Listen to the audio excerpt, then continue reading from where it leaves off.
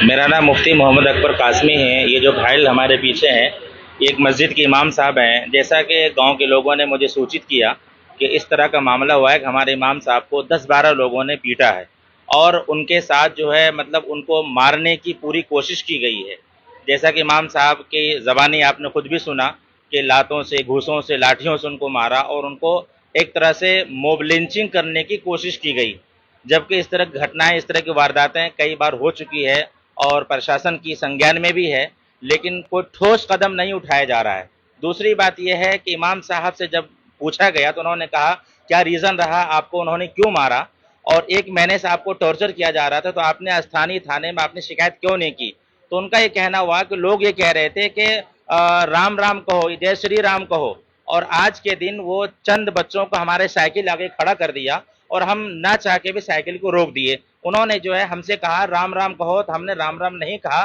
तो गोया कि एक साजिश के तहत में उनका ये एक प्री प्लान था कि उनसे कहेंगे वो नहीं कहेंगे, इसमें हम उनको मार पिटाई करेंगे। तो इसी बीच में 10-12 लोगों ने उनको मारना पीटना शुरू किया।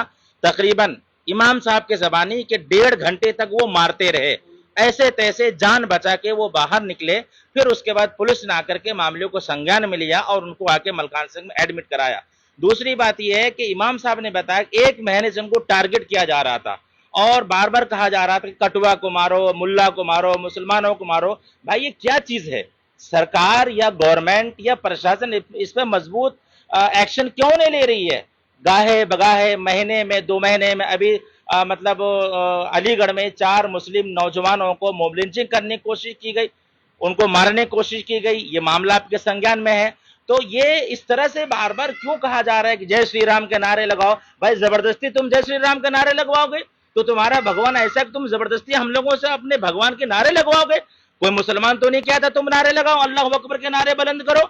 अभी तुमने मोहम्मद अली अलैहिस्सलाम के ऊपर लोगों पर एफआईआर कराया, हमने कुछ भी नहीं कहा। तो ये गैर मुनासिब बातें हैं, प्रशासन को इस पर ठोस कदम उठाना चाहिए। दूसरी बात अहम यह है कि वहां तहरीर दी गई तो स्थानीय पुलिस ने यह कहा कि चलो मामला रफा दफा करो, तुम्हें भी चोट लगी है और उन्हें भी चोट लगी है।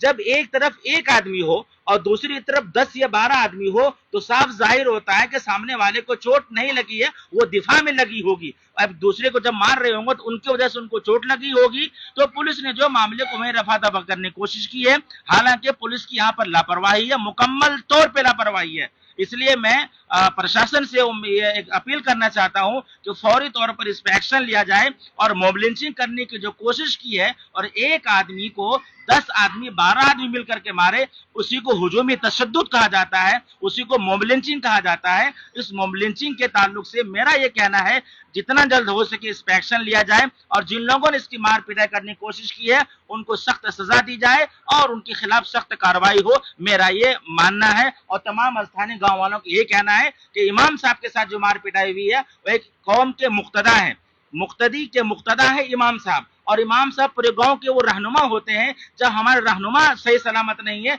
तो हमारा क्या वजूद है? इसलिए इमाम साहब की हिफाजत हमारी हिफाजत है। इसलिए प्रशासन से तमाम गांव वालों को कहना है जितना जल्द हो सके उस पर एक्शन लिया जाए। इनका इलाज मलखान सिंह में चल रहा है।